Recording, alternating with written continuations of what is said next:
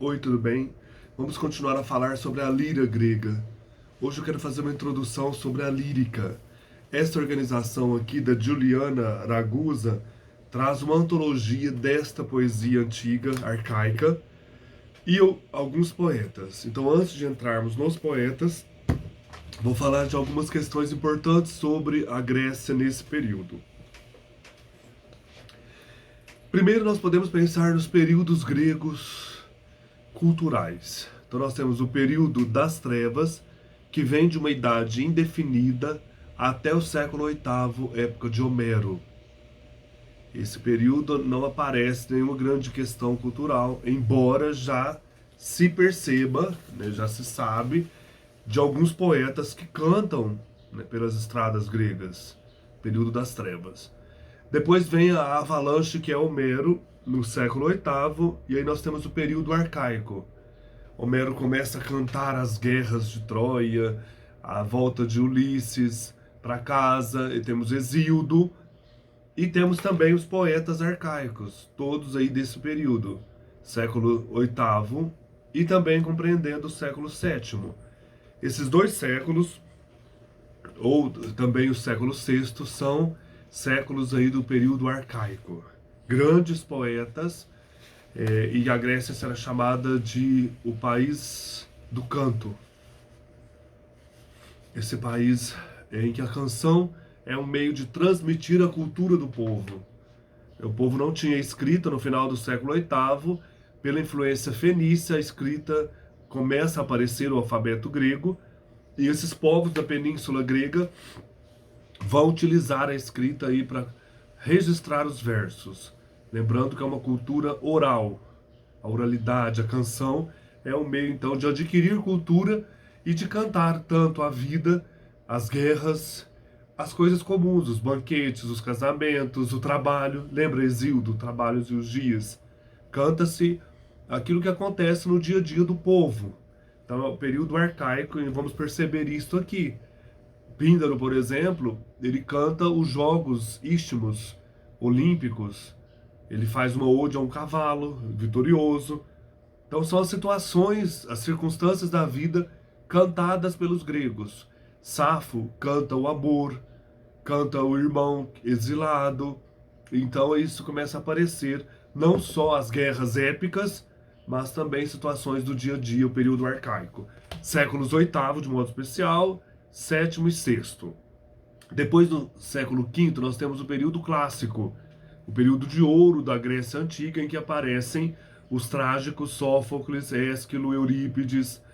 Nós temos o desenvolvimento aí do teatro, e temos Péricles, Fídias, o escultor, temos Heródoto viajando aí pelo mundo, temos os filósofos, os grandes momentos aí da filosofia grega no século V, e tudo aquilo que eu já comentei também no livro Criação, do Gore Vidal. O século V a.C., época também que o Império Persa começa a invadir a Grécia, as guerras grego-persas, mostrando também esse intercâmbio cultural, descobrimento aí de outras regiões importantes. Então, o século V é o século da Atenas Gloriosa. Tem um outro livro também aqui sobre isso. Esse momento, né, em que os grandes pensadores, grandes homens como Temístocles e tantos outros aí, a Guerra do Peloponeso também aparece aí nesse período, que é o grande período de ouro, né? O século V a.C. é chamado de período clássico. O auge da Grécia, né? Depois nós temos o período helenístico, século III a.C., quando Alexandre o Grande da Macedônia domina a Grécia. E aí nós temos, então, após a morte de Alexandre, a divisão do império entre os Ptolomeus e os Seleucidas. Os Ptolomeus vão para o Egito, então vai começar a dinastia ptolomaica, e o Ptolomeu, que será rei do Egito, ele era um general da Macedônia, e lá no Egito, em Alexandria, capital, ele vai criar a famosa Biblioteca de Alexandria, séculos III e II a.C. E isso por que que é importante? Porque vai começar ali na Biblioteca de Alexandria os estudos de intelectuais em torno do texto, um estudo mais científico dos textos antigos, e aí que vai aparecer a palavra lírica. Ela vai aparecer assim, vai se firmar como uma concepção daquela poesia arcaica. Então é no século III que eles vão definir a questão da poesia lírica. Lá na Biblioteca de Alexandria, os intelectuais trabalhando a filologia, o helenismo, é o século em que o helenismo se espalha pela Ásia, pelo Oriente Médio. Aí na biblioteca eles vão tentar uma definição de lírica. Então eles começam a falar de poesia lírica. Para eles, lírica não significava poesia somente, mas poesia cantada, com acompanhamento musical, né? Você usa instrumentos para acompanhar a recitação da poesia, instrumentos como oboé, flautas e o aulos, que era um tipo de oboé, já usado lá na Idade Arcaica.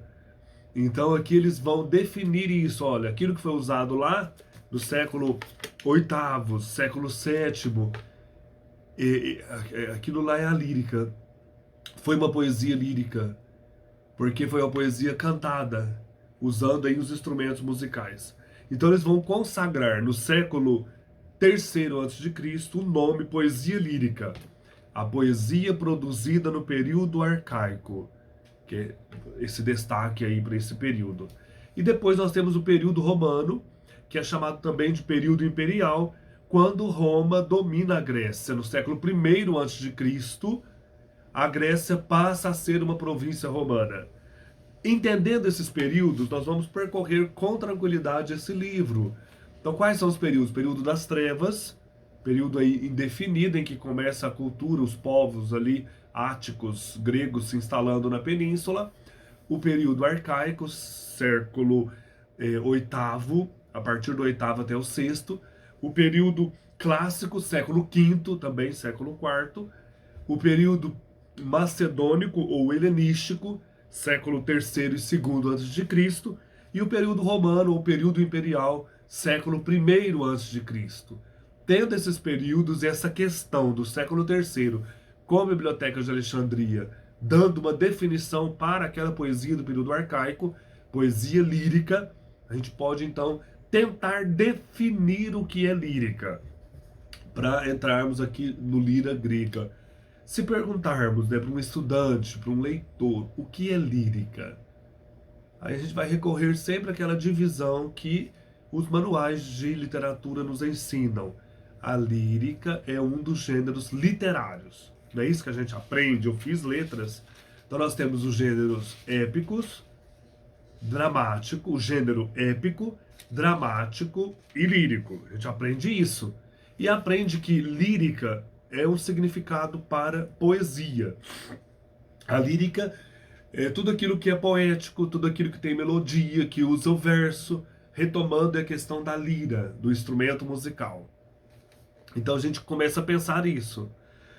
Só que até o século XVIII, com os românticos, Goethe, perdurou uma outra concepção de lírica. Até o século XVIII. O próprio Goethe vai falar de três formas naturais de poesia: a poesia épica, a poesia dramática, a poesia lírica. Então, para tentar definir lírica, a gente pensa como os antigos pensaram lá desde o século III, no período helenístico. A lírica é uma manifestação da poética. Então, nós podemos falar de três gêneros poéticos. Podemos falar gênero épico, poético, gênero lírico, poético, gênero dramático, poético. Porque os três gêneros usam poesia. Só que para nós é só o lira que é poesia? Não é. A época de Homero, ela usava poesia. Homero usava poesia, melodia, canto, para manifestar os seus versos, para escrever ou cantar os seus versos. Então a épica também é em versos. O dramático, Sófocles, Ésquilo, também usam poesia para compor os seus textos teatrais. Então nós temos também um drama poético. Por isso que Aristóteles vai falar da poética, que é um sinônimo aí também para a literatura, porque tudo era produzido em versos. Então a gente não pode falar, a gente aprende só três gêneros poéticos, como que só a lira fosse poética. Não é. Só a lira fosse poesia. Até o século XVIII, com os românticos, os três gêneros usam poesia. Então o gênero épico usa poesia, o gênero lírico, poesia, o gênero dramático usa poesia. Com os românticos, então, no século XVIII, nós temos aí a questão do romance em prosa. Daí nós vamos ter a épica não mais sendo escrita em poesia, mas em prosa. Daí nós vamos encontrar os grandes textos épicos, os grandes livros e romances que são produzidos em prosa. E também o teatro. O teatro é produzido em prosa. Não sei se alguém faz teatro e poesia, né? Mas aqui a lírica ela envolve não só o aspecto, no caso aqui, poético. Também o aspecto poético está na épica e no drama. Então a gente pode falar que os três gêneros poéticos vão usar essa questão aí do ritmo, da melodia, para falar das coisas, para falar da vida. Então essa primeira definição vai nos ajudar a entrar em contato com os poetas gregos. Porque muitas vezes a gente questiona mesmo. Mas se é épico e fala que é em prosa, por que que lá na antiguidade os textos são em versos? Porque essa concepção perdurou até o século XVIII e foi lá no século III que eles começaram a falar disso. Então devemos notar que os três gêneros não são gêneros da literatura, são três grandes gêneros de poesia. E aí nós já começamos a pensar nessa definição. Os três grandes gêneros, épico, lírico e dramático, são tipos de poesia. Não são gêneros da literatura, que nem a gente aprende, mas são tipos de poesia. E a poesia, ela existe em Homero, existe em Sófocles, Ésquilo, e existe nos poetas, claro, Safo, Alceu, Simônides e outros. Isso é muito legal, porque você começa a abrir assim a sua cabeça, né, o seu pensamento. Por exemplo, Píndaro é um poeta lírico, Ésquilo é um poeta dramático, Hesíodo é um poeta épico. Dos três grandes gêneros poéticos, drama, lírica e épica, só a lírica continuou sendo um gênero poético. Como eu falei, a épica começa a entrar em desuso, a poesia na épica, e o lírico continua como um gênero poético. Também o teatro passa a ser escrito em prosa. Poesia lírica acabou se tornando sinônimo de poesia em geral. É isso que acontece, né? A poesia lírica passa a ser o sinônimo de poesia em geral. E os grandes estudiosos, até o século XVIII, como eu já disse, vão dividir então a poética nesses três gêneros, e a palavra lírica vem da Grécia Antiga. E para eles, a lírica é a poesia cantada, por isso que a Grécia é o país da canção, usando esses instrumentos. Então nós temos lírica, referindo a lira. Melos ou mélica. A mélica refere-se à melodia. O musique refere-se à música. O oide ou ode também refere-se à canção. E a poesia estava muito próxima do canto. Tendo essa pequena introdução em mente, o livro vai abrir para nós grandes pensamentos para entendermos da épica, do drama, claro, né? Claro que não vai ter drama aqui, mas principalmente da lírica, para entendermos a poesia. E lembrando que esses outros gêneros, o dramático e o épico também são líricos, também usam poesia. Porque, como tá vendo, a lírica passou a ser sinônimo de poesia. Só ela perdurou em versos, né, a lírica. Mas a questão da poética existe em todos os outros gêneros.